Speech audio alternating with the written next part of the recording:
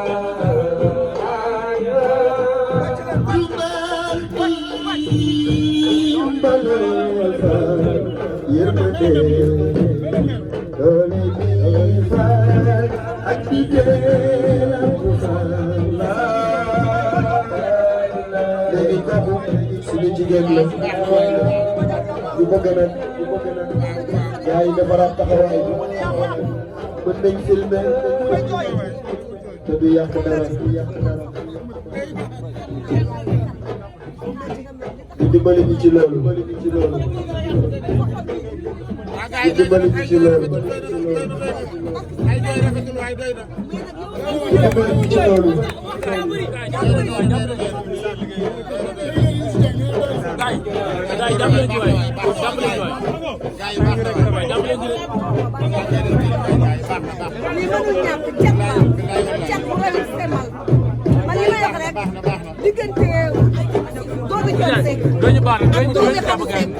journaliste yi ñoo ngi ñaan ngeen def ay benn côté te yàlla tax wala ngeen xaar tuuti mbir si nee na ngeen toog tuuti ñoogu continuer jële leen gisoo ko dugg si defatul dara te di ngeen ko toog ne lépp xam na ko jàmm képp ko fi xew annuel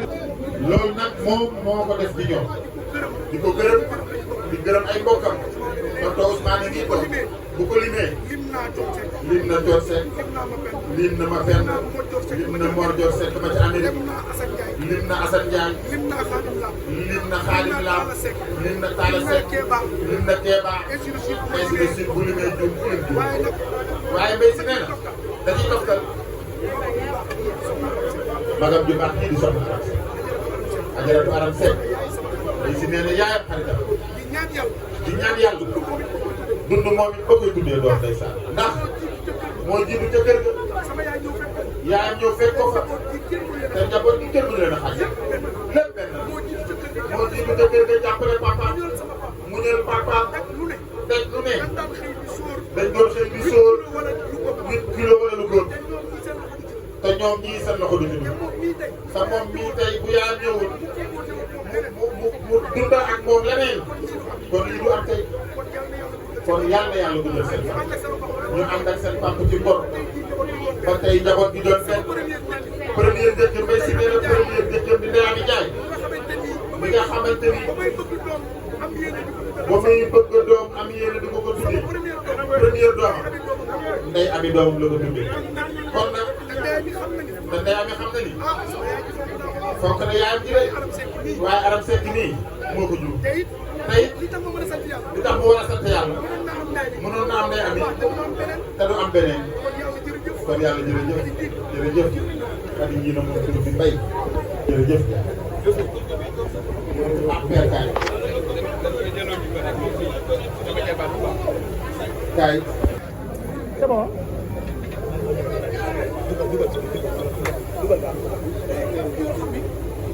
ana ki na ci xar bi bu daa préparé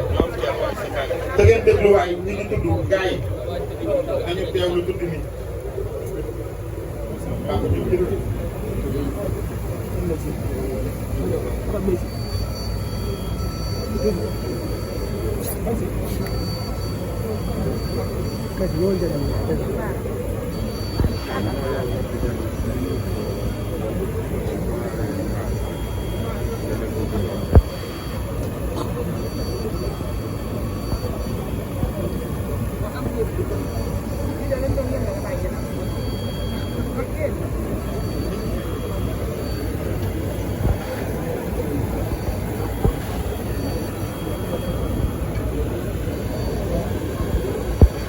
ñi ne doom ji